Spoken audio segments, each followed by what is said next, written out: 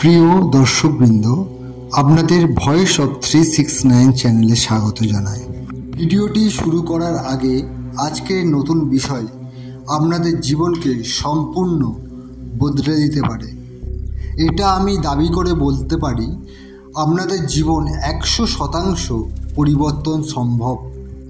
আপনারা জানেন law of অ্যাট্রাকশানের নিয়মে কী আছে, এটা কেমনভাবেই বা কাজ করে। ল অফ অ্যাট্রাকশানের এমন এক প্রিন্সিপাল যার ওপর যেটা আমাদের শেখায় এই ব্রহ্মাণ্ডে সব কিছুই এনার্জি। এই দুনিয়াতে আমরা যা কিছু দেখছি বা যা কিছু শুনছি, জাগতিক সমস্ত বস্তুই এনার্জি থেকে তৈরি। এই জন্য যে এনার্জি আপনার ভেতর থেকে বাইরে যায়, ঠিক এই ধরনের এনার্জিও আপনার শরীরের ভেতরেও প্রবেশ করে। যদি আপনি এই ভিডিওটা মন দিয়ে দেখেন বা বোঝেন, তাহলে ল অফ অ্যাট্রাকশান বা আকর্ষণের নিয়মের উপর আর কোনো ভিডিও দেখার প্রয়োজন হবে না। এটা জানতে গেলে ভিডিওর শেষ পর্যন্ত দেখা জরুরি, কারণ এই ভিডিওটা আপনার জন্য লাইফ চেঞ্জিং ভিডিও হতে চলেছে। অ্যাট্রাকশানের থিওরি অনুযায়ী আপনি জীবনে যা কিছু পেতে চান বা চাইছেন, আপনি সবই পেতে সক্ষম হবেন। কেবল আপনার ভাবনা ও কর্মকে বদলে আপনি আপনার ইচ্ছাকে পেতে সক্ষম হয়ে যাবেন। যখন আপনি ভাববেন এটা কি করে সম্ভব, এটা কি জাদু যে কর্মকে পরিবর্তন করেই আমি সব কিছু পেয়ে যাব, উত্তর হবে হ্যাঁ। অ্যাট্রাকশানের নিয়মে আছে, আমরা কোনো জিনিসকে যদি মন থেকে চাই তাহলে ওই জিনিস আমরা পেয়ে যাই। হয়তো এরকম জিনিস আপনি আগেও এক্সপিরিয়েন্স করেছেন, কিন্তু সঠিকভাবে হয়তো এর আগে প্রয়োগ করতে পারেননি, যার কারণে এই আকর্ষণের নিয়ম অবাস্তব বলে মনে হতে পারে আপনার কাছে। আমি দাবি করে বলতে পারি, এই আকর্ষণের নিয়ম অবাস্তব বিষয় নয়, এটা 100% আমাদের জীবনে কাজ করে। যখন আমরা সাচ্চা মন নিয়ে আমরা কোনো কিছু জিনিসকে পেতে চাই, তখন আমাদের শরীরের চারপাশ থেকে পজিটিভ এনার্জি ছড়িয়ে পড়ে। যখন এটা তীব্র হয়, তখন আমরা আমাদের ইচ্ছা পূরণ করতে পারি। এবার আমরা জানবো অ্যাট্রাকশানের নিয়ম কিভাবে কাজ করে। এটা জানা আপনার কাছে খুবই দরকার। রন দ্য বার্নের দ্য সিক্রেট বইটি প্রকাশ হওয়ার সাথে সাথে লাখ লাখ কপি বিক্রি হয়ে গেছিল কয়েক মাসের মধ্যে। এই বইয়ে ল অফ অ্যাট্রাকশানের সমস্ত তথ্য ও সত্যতা তুলে ধরা হয়েছে। বর্তমানে এই ল অফ অ্যাট্রাকশানের উপর অনেক রিসার্চ চলছে। আজ আমি এই ভিডিওতে বলতে যাচ্ছি অ্যাট্রাকশানের নিয়মকে কিভাবে কাজে লাগিয়ে আপনার জীবনকে খুশি ও আনন্দময় করে গড়ে তুলতে পারবেন। এই অ্যাট্রাকশানের নিয়ম আগে থেকেই আমাদের ব্রেনে আছে। বাস্তবিক জীবনে নানা নেগেটিভ দিকগুলো আমাদের পজিটিভ শক্তিগুলোকে বাধা দিয়ে থাকে, কিন্তু যখনই পজিটিভ দিকগুলো গাঢ়তর হতে থাকে, তখনই আমাদের বিচার বা ইচ্ছাগুলো বাস্তবে রূপ পায়। সবার আগে আপনাকে ধ্যান দিতে হবে আপনি এই মুহূর্তে কী ভাবছেন, কারণ আপনার এই ভাবনাগুলোই আপনার ভবিষ্যতের চাবিকাঠি। এই ছোট্ট ছোট্ট পজিটিভ ভাবনাই আপনার জীবনকে সাকসেসময় করে তুলতে পারবে। অ্যাট্রাকশানের নিয়মে বলে, আপনার ভাবনা বা ইচ্ছার সঙ্গে আপনার বিশ্বাসকে এক করতে হবে। আপনার লক্ষ্যকে পূরণ করতে হলে আপনাকে ভাবতে হবে আপনি সহজেই লক্ষ্য পূরণ করতে সক্ষম। কিন্তু সমস্যা এখানেই যে আমাদের মন বড় চঞ্চল। মনের থটগুলো আমাদের লক্ষ্য পূরণে বাধা দেয়। মন থেকে ঠিক করতে হবে আপনি সফল হবেনই। ভাবনাকে একবার আপনার লক্ষ্যের কাছে পৌঁছে নিয়ে যেতে পারলে আপনার সফলতা নিশ্চিত। আপনার লক্ষ্য নির্ধারণের আগে সবার আগে ভাবতে হবে আপনি যে লক্ষ্যের দিকে যাচ্ছেন, আর যদি যান তা কত কাছে যাচ্ছেন, কত গভীরে যাচ্ছেন। বিশ্বাস করে কর্ম আর ভাবনাকে আগে নিয়ে যেতে হবে।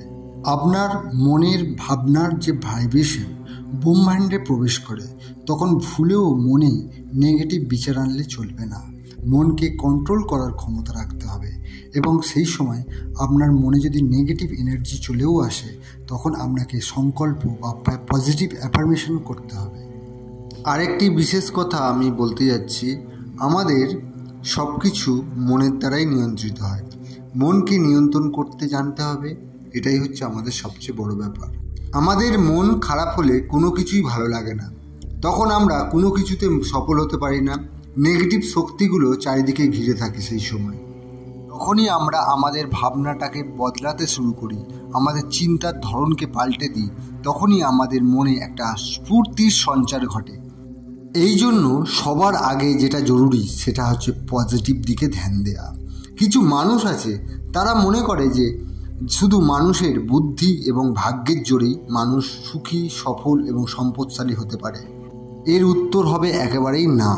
কারণ বুদ্ধি ও ভাগ্যের উপর মানুষের শুধু সফলতা নির্ভর করে না। যারা সফল ব্যক্তি তারা জেনেই হোক বা না জেনেই হোক তারা ল অফ অ্যাট্রাকশনকে অনুসরণ করেছে। তারা জানে খুশি থাকলে জীবনে সব কিছু পাওয়াই সম্ভব। কারণ আমাদের মনটা খুশি থাকলেই পজিটিভ এনার্জিতে ভরে ওঠে। প্রত্যেক দিন আমরা কত সময় আমরা নষ্ট করি মোবাইল দেখে। যদি আমরা দিনে 15 মিনিট নিজেকে সময় দিই তাহলে আমরা বিশেষ করে আমাদের ভাবনাগুলোকে বেশি করে অ্যাক্টিভ করতে পারবো আর ভিজুয়ালাইজেশন করে আমাদের মনের লক্ষ্যগুলোকে পূরণ করতে পারবো। এখন আপনি প্রশ্ন করবেন কিভাবে সফলতা আসবে।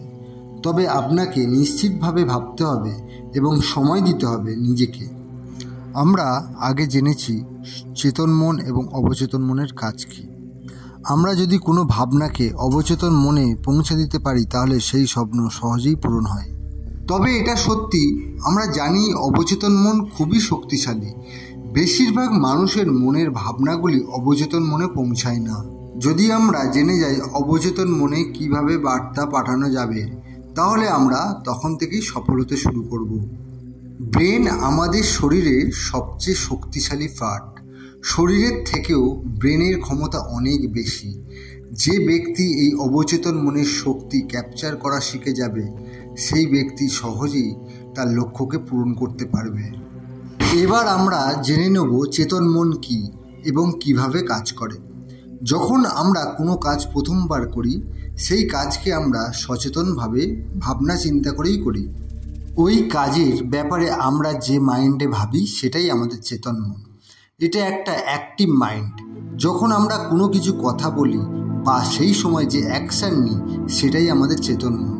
চেতন মন ব্রেনের 10% অংশ জুড়ে আছে যেখানে কোনো কাজ আগ্রহের সাথে করে থাকে। ব্রেনের যে আরেকটি অংশ আছে সেটা হচ্ছে অবচেতন মন। অবচেতন মন যখন কোনো কাজ করে সেখানে ভাবনা চিন্তার প্রয়োজন হয় না। অবচেতন মন যদি কোনো কিছুকে একবার মেনে নেয় তবে সে আর ভোলা সম্ভব নয়। মনে করুন আপনি ছোটবেলায় সাঁতার বা সাইকেল চালানো শিখেছেন। দীর্ঘদিন না চালালেও অভ্যাস না থাকলেও আপনি পরেও এটা ভুলবেন না। এই অবচেতন মন আমাদের ব্রেনের 90% জুড়ে আছে। কোনো জিনিসকে যদি আমরা দীর্ঘদিন ধরে ভাবি সেটাই অবচেতন মনে চলে যায়। এই চেতন মন আর অবচেতন মন দুটো মন মিশেই আমাদের শরীরকে কন্ট্রোল করে এবং আমাদের জীবনকে পরিচালনা করে। তবে হ্যাঁ, অবচেতন মনটা অসাধারণ। জীবনের 90% সিদ্ধান্ত অবচেতন মনই নিয়ে থাকে। আমাদের শরীরের আসল শক্তি হচ্ছে অবচেতন মন। একটু যদি ভেবে আমরা দেখি তাহলে আমরা বুঝতে পারবো আমাদের শরীরে হৃদস্পন্দন 1 মিনিটে 70 বার হয়। এটা কন্ট্রোল করছে এই অবচেতন মন। শরীরের তাপ শক্তি নিয়ন্ত্রণ করছে এই অবচেতন মন। এটা ব্রেনের একটা পাওয়ার হাউস। আমাদের প্রত্যেকের অভ্যাস রোজ মোবাইল দেখা এবং মোবাইল ব্যবহার করা। এই অভ্যাস আমরা সহজে কিন্তু চেঞ্জ করতে পারি না। এর কারণ এই অভ্যাসগুলো অবচেতন মনে স্টোর হয়ে থাকে। অবচেতন মন জমির মতো, এখানে সব প্রকার বীজই বড় হয়। যদি আমরা জেনে শুনে বিষের গাছ রোপণ করি তবে তা বিষাক্ত ফলই দেবে। আমাদের এই অবচেতন মনে সঠিক এবং বেঠিক দুটো বীজই রোপণ করা যায়। যদি আপনি ভুল জিনিসকে এই অবচেতন মনে বারবার পাঠান তবে সেই সত্য মেনে নিয়ে অবচেতন মন কাজ শুরু করে দেবে। যদি কোনো কথা চেতন মন থেকে অবচেতন মনে একবার চলে যায় তবে তা চমৎকার হয়ে যাবে। কোনটা ঠিক বা কোনটা বেঠিক অবচেতন মন কিন্তু জানে না। আপনি একবার অবচেতন মনের ব্যবহার যদি শিখে যান তাহলে সেই কাজ আপনি হাসিল করেই ছাড়বেন। অবচেতন মনে কথা পাঠাতে গেলে আপনাকে বারবার করতে হবে অ্যাফার্মেশন অর্থাৎ সংকল্প। একটা কথাকে বারবার আপনাকে মনে মনে বলতে হবে। আপনাকে যদি কোনো এক পাগল বলে তুমি জীবনে কিছু করতে পারবে না, তখন তোমার মনে কিন্তু কোনো এফেক্টই পড়বে না, কারণ তুমি জানো সে পাগল। আর ওই একই কথা যদি আমাদের কোনো কাছের লোক বা আমাদের টিচার যদি আমাদের বলে যে তুমি জীবনে কিছু করতে পারবে না, তখন কিন্তু তার এফেক্টটা বেশি পড়বে। কারণ তারপর থেকে আমাদের ভাবনা শুরু হয়ে যাবে ব্রেনে কিছু করতে পারবে না, তোমার দ্বারাই কিছু হবে না, এই জাতীয় কথাগুলো আমরা বারবার চেতন মনে ভাববো এবং চেতন মন থেকে বারবার ভাবতে ভাবতে অবচেতন মনে পৌঁছে যাবে। তাই অনায়াসে আমরা নেগেটিভ রেজাল্ট পেতেই শুরু করব। এই জন্য সবসময় আমাদের সতর্ক থাকা উচিত যাতে আমরা নেগেটিভ জিনিস থেকে দূরে থাকতে পারি। আর যারা নেগেটিভ কথা শোনে, নেগেটিভ কাজের মধ্যে থাকে, তারা জীবনে কখনো এগোতে পারে না। এর উল্টো দিক হলো যারা পজিটিভ কথা শোনে, পজিটিভ কথা বলে, সবসময় পজিটিভিটির মধ্যে দিয়ে থাকে, তারা জীবনে অনেক উঁচুতে পৌঁছে যায়।